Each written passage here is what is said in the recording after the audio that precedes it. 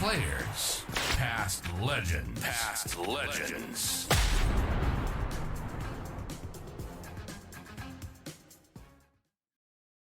Oh, yeah, massive. Absolutely massive, yeah. He knew how to lift you up, and he worked well in that position, and like he had the players at his disposal. But like you said, when you're down and out and you start going into your shell, you start thinking about internally about how you're going. He would say a few things and let you have it, or just knew how to work it. Yeah. Like any good manager, I suppose, knows their players and knows how they're going to respond. And I suppose he was probably head of the game in that respect.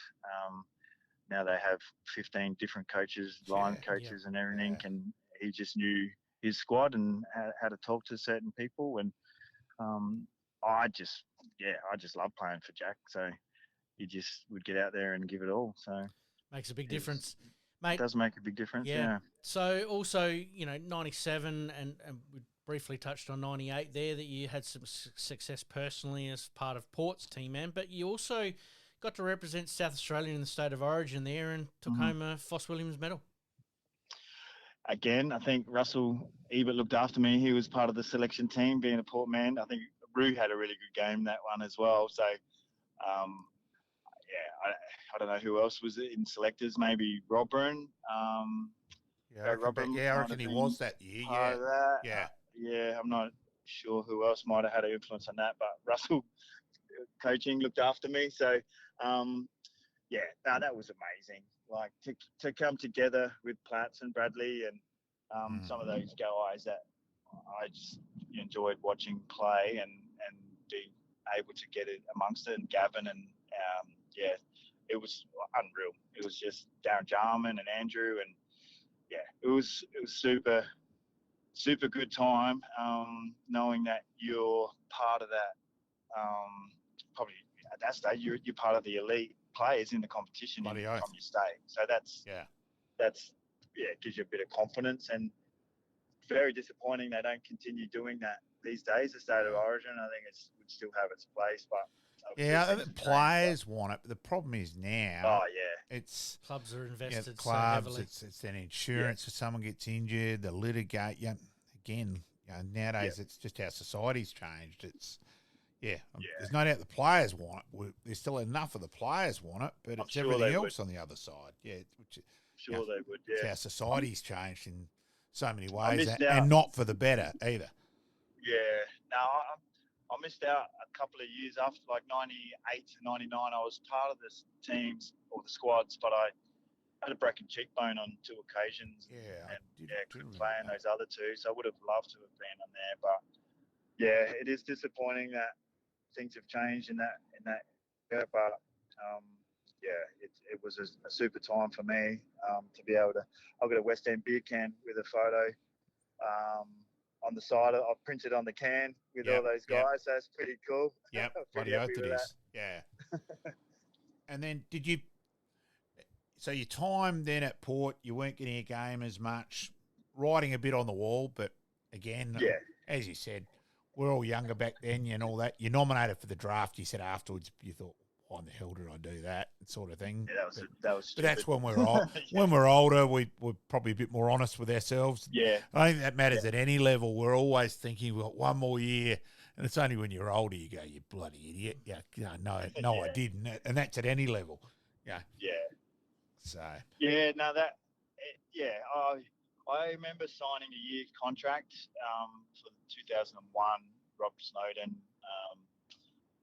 come over and just was offered a year after coming off a 3-year contract, and you're like, this is the writing's on the wall, isn't it? So, was hoping to get another one. You just love being around the boys and your mates, and you just don't want to give that up. And it is hard to move away, and some guys do it better than others. Some guys walk away with a lot of, not that impressed. Other guys do it on their own terms. So,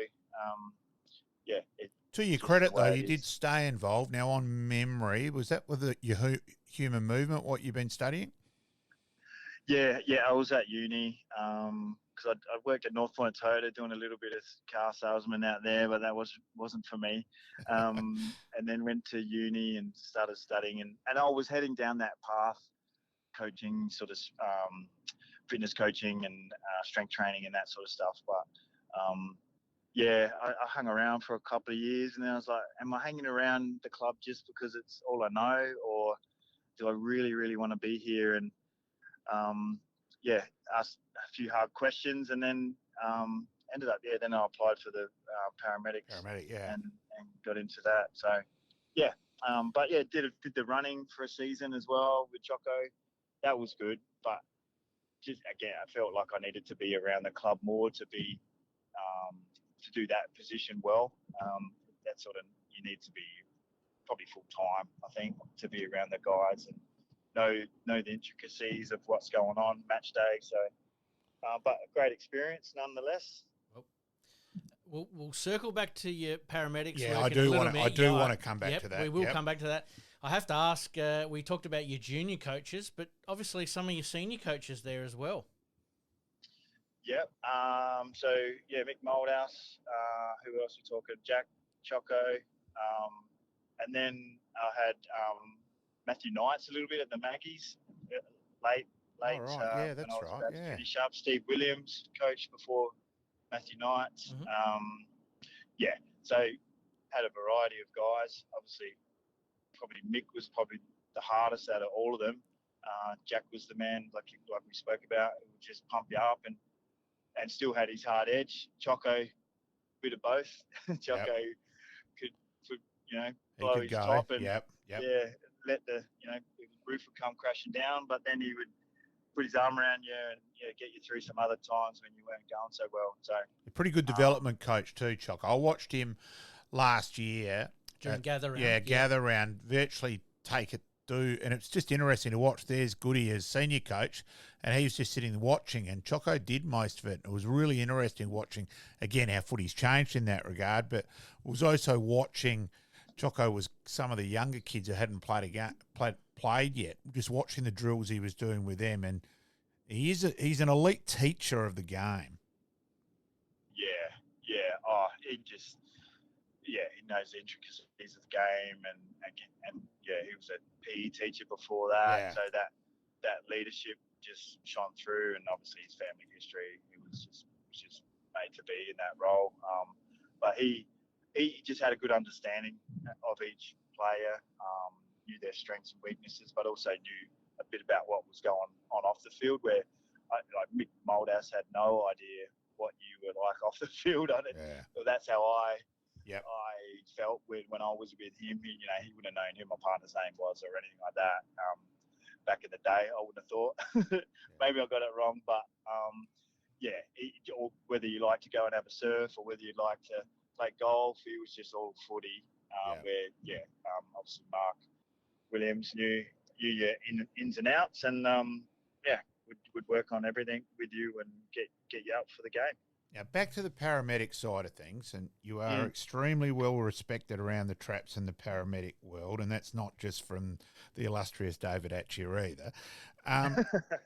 In terms of, so you were you're just doing it casual, the odd shift here and there now, but how many years were you there? Were you there in terms of that, in terms of paramedic and your experiences there, Brayden? I ticked over 21 years, and enjoyed it thoroughly. Still do. I've moved over to the MFS now and managed to get into the Fireys and just completed a drill squad and had my first shift last weekend, which was super exciting and a great experience. And I'm looking forward to the future there. But paramedics is an unreal job. I've met some awesome people, had some experiences that a lot of people don't need to have. But I've lived through some things, and we, as the paramedic team and workforce, are just shoulder to shoulder. They stand by each other. A lot like a footy team. Like I said, you go to some horrific things together, and experiences together, and you just lean on your colleagues and your buddies, and that's what gets you through. And a great experience being able to help the community. And I got into that, probably a lot of the footy led to that. Like, I used to love the community days and the family days down at Alberton with the footy club, and having all the people pat you on the back and people love you for your football powers. But I was like, I want to give back to these guys in some other way. Okay. That sort of led me into that field, and managed to do that hopefully pretty successfully. I haven't given it up completely yet. I'm hoping I can still do that part-time and juggle the Fireys role as well. We'll just see how that goes over the next few months. But yeah, awesome experience, and it was great to be able to serve the community for 20 years. Did you fall into that role, or is it something that you'd always sort of harboured a little bit of an ambition for? Well, we mentioned the human movement and the sports science stuff. I was going down that path, so I had a bit of a interest in anatomy and physiology and stuff, and then I'd applied for the Fireys 2002 and missed out initially, and then I just saw an ad in the paper, to be honest, and I was like, similar sort of shift work, same sort of conditions back then. And I was like, that's going to be the health aspect, the body, the anatomy, and I'll be able to use some of the things I've learned. And back then you could do a diploma, get paid to train and work, and do your studies on the side while you're getting paid. So that was easy for me, because I just had my first child. And I really wasn't going to go and study that like paramedicine at uni, but to be able to be paid and work through your studies that way was a bit of a bonus. And so I sort of fell into it, but had a bit of interest in that sort of work and the knowledge that's required. So managed to stick it out for a lot of years. And then when did the Fiery sort of come into it? Probably the idea come about probably during COVID, to be honest. Those years were pretty solid in the ambulance work and health. And leading into COVID, the unexpected of what was to happen and how it was all going to unfold. And and obviously it's the health system is under pressure a lot. And just certain things were just, I wasn't really enjoying. So I started looking around, and I was like, what could I do? Could I go and drive a truck? Could I go back on the tools, be an electrician again, or do something else? And the Fireys advertised, and I applied and went through the process. That took 2 years to get in. So from first bloody hard to get into, some first application, and then some of the testing and moving through the fitness tests and aptitude tests and psych tests and medicals and things. It took a couple of years to finally get the call up. So super grateful that I managed to get there. And we were pretty proud, my family and myself, pretty proud last Friday when we graduated up at Wakefield Station, Adelaide Station. It was a pretty cool moment. So it should be, mate. Yeah, congratulations. Yeah, thanks. So I reckon you'll last longer. I reckon you'll last longer than Kane too. I'll do that as a prediction too, mate. All right. Thought I had to get one. I had to get one port dig in, mate. Well, there goes our chances of getting Kane on here anyway. Nah, Kane's his all right. His name gets mentioned a lot. Yes. Kane's all right. Yeah, like I umpired Kane when he was at primary school level, so I go back a while with Kane. Yeah. He obviously took his option and took that pathway, and then had another opportunity to do something else. So good luck to him. No hard feelings there. No, not at all. Yeah, he made the right decision for himself. It's super. He's creaming super him. proud that he got in, and for him, and then he's going on to do other things. So good luck to him. No, only mucking around there, mate. All good. Yeah.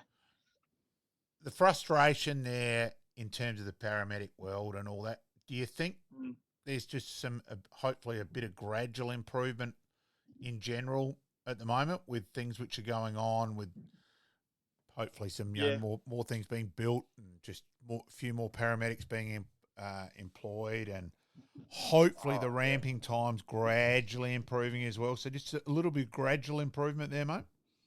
Yeah, definitely they're investing in it, which is great. Giving a lot of young paramedics an opportunity to do their craft, which is great. The community is going to be better for it. To be able to have an ambulance respond when you need it is a lot better. I think their response times are improving. Obviously, ramping is still the major issue, and it's something that it's really hard to do. Me personally, as a paramedic, you've got all these skill set that you want to be using out in the community, and you got to sit on the ramp for 5 hours with a patient. It's not. We're not nurses. We want to get out and serve the community. So that's a tricky one for the guys and girls out there doing that role. You go, and then all of a sudden you're sitting in the back of the ambulance for 4 hours. So it's horrific for the patients, but it's also not what the paramedics want to do either. So it's a tough gig, that one. But I don't know how that's going to change, other than big dollars thrown at the health service, new beds. But more beds means more nurses, more doctors. More infrastructure. So it's a tricky one. You said before, society's changed. Society calls ambulances for a range of different things that they never used to. So that adds to the pressures as well. Yeah. Oh, look, and the other thing, we're sport, we're talking sport in general, but also the health thing. There's a bottomless pit. You can never, any government can never win in that regard either. So it's always a hard one as well. So, Brayden, so after the AFL bit, you went back and played a bit at Port Districts, then a bit in the country as well, mate. Yeah, that was a great experience as well. Having grown up Metro, Port Districts, and you hear the guys that came over from West when the Magpies had that area, like the Wakelands, Damien Sheehan, Troy Hull, a lot of guys like Greg Phillips and Daisy Borlays, and those boys come from over that way. You hear their stories about footy in the country and the cars around the oval, and the netballers, they all come back to the club afterwards, and everyone's have a big cook up, and just enjoys each other's company. I wanted to just experience experience that, and Stephen Carter and Brian Lees were playing out in that northeastern area at the time, and Carts was my neighbour. Stephen Carter was my neighbour at the time as well, and he'd gone out there, and he was in my ear about going out there, and we ended up going to Uganda and played with the Mighty Roosters for a couple of seasons and had a great time. It was excellent experience. So I can give Pete one bit about Port Districts. Now, if you go down to Port Districts and Rowan Smith's not there, ring the police and put in a missing persons report.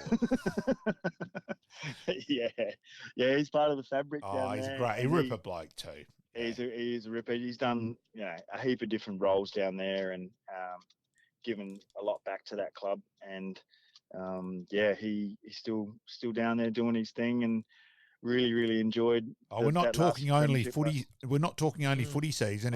It's cricket as well that he's there as well as He's a remarkable role, and he's pretty keen. He tells you, hey, Port District's my club too. So he's invested. And invested. The grand final was at Nord, and that was.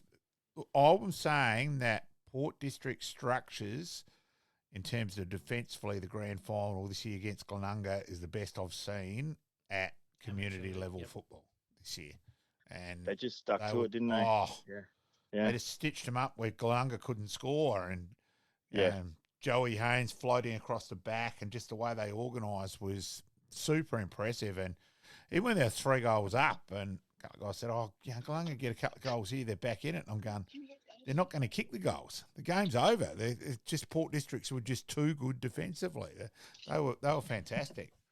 So. Yeah, they were. I went to the game, and just their commitment, and they just stuck to the structures and went about it, and just didn't relinquish anything. And Glenunga didn't have any answers. But I was out on the wing at Norwood Oval Yes, that watching was there, the Port they, District spot. Yes, yeah, yes. it's a pretty good spot there. There was heaps of older guys there that had been, in flags, back in the day, and it was just awesome to be out there, be a part of all of that. And Trust me, the Nord Bar appreciated Port District's turnout. Trust me there, mate.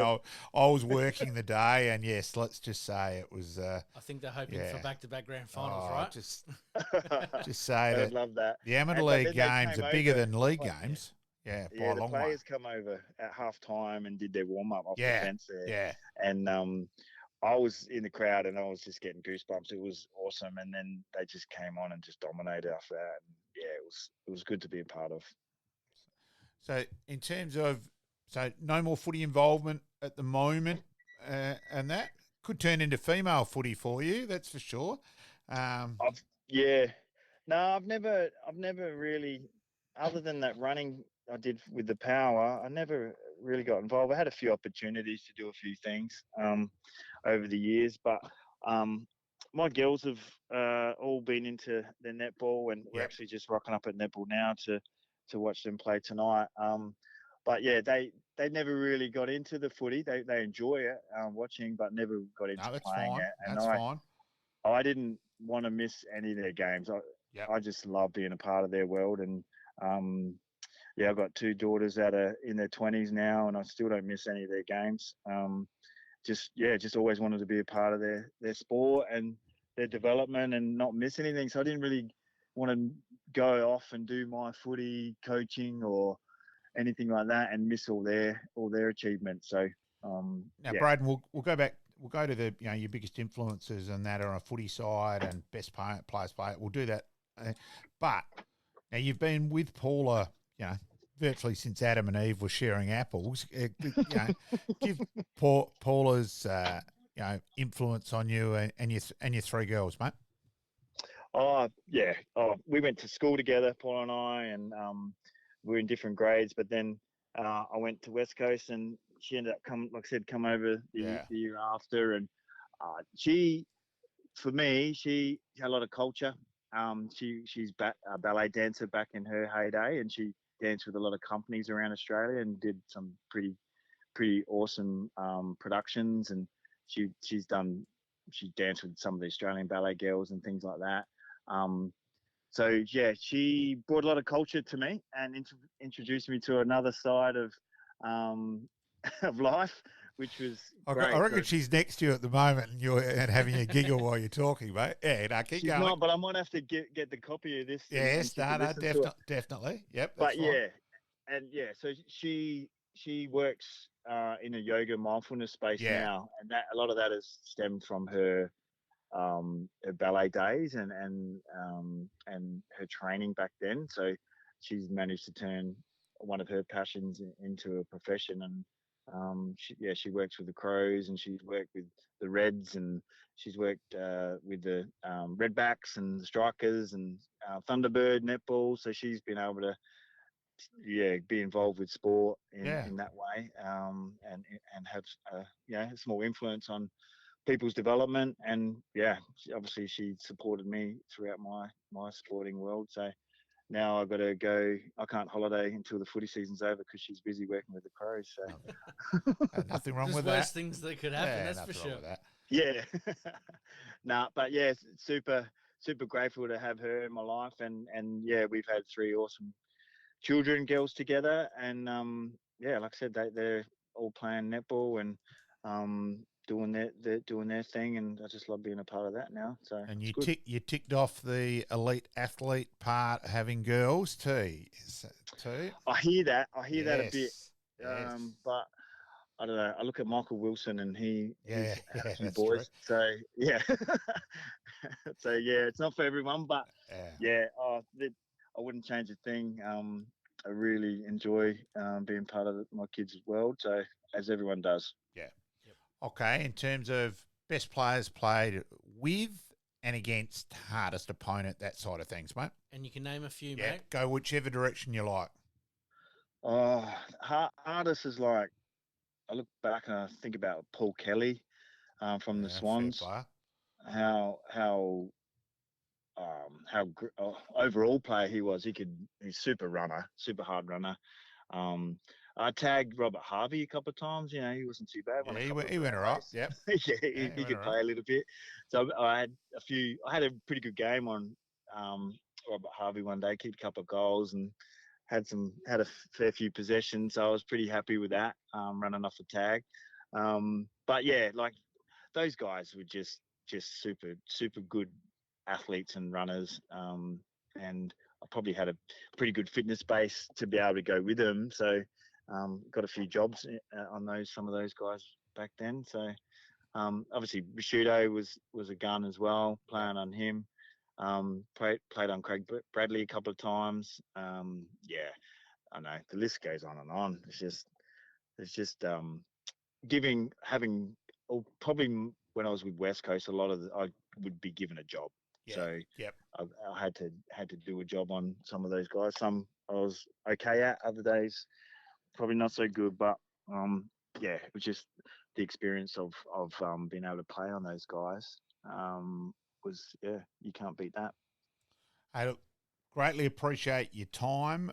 Obviously, congratulations with your footy, but also really importantly what you've done off field as well. And all the best to you and Paula and the girls in the future, mate. Greatly appreciate it, Brayden.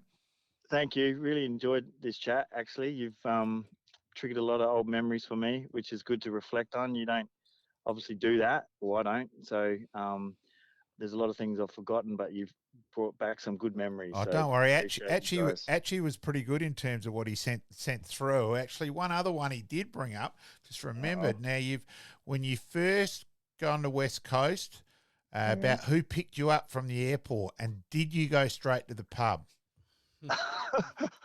Carl Langdon. Yes. He picked me up in a red Porsche, and he took me through the streets of Perth at light speed, and I had a Kingswood V8 Kingswood station wagon here in Adelaide, and that was just next level. And I was like, man, like I want to get a red Porsche myself, but no, that never happened. But yeah, that was a pretty good introduction to they were rock stars. Yeah, that's what I was thinking. Exactly. Yeah, they were rock stars. They were back bigger there, than Ben-Hur. Yeah. Oh yeah, but super good guys. As every footy club has, everyone's. You have a few little exceptions, but most of the guys are super nice, and you get along with them. But they were put on a pedestal for those early years, had their success, and they were living the lifestyle. Yeah. So I got to sell my Kingswood, and I upgraded to I had a Daihatsu Feroza or something back then. So never quite got my hands on a sports car, but that's all right. I hope you didn't have to pay for the drinks that night either. I don't know. I don't think I paid for too many my time over there, especially when they won the grand final in '94. Yeah. We just went anywhere in the town and enjoyed the hospitality from all the restaurants and different places. And we got looked after, so enjoyed that time. Don't worry, my phone went into overdrive from the messages from Atchie too. So yes, appreciated there. Hopefully we've covered it all. But mate, thank you very much for your time, and awesome. Really enjoyed going down memory lane with you. Yep, and I'll touch base, sending that through to you, touch base. Thanks, mate. Thank you, mate. No problem. Thanks, Brayden. Appreciate it, mate. Thanks, mate. Liking this podcast? Please like, rate, and subscribe.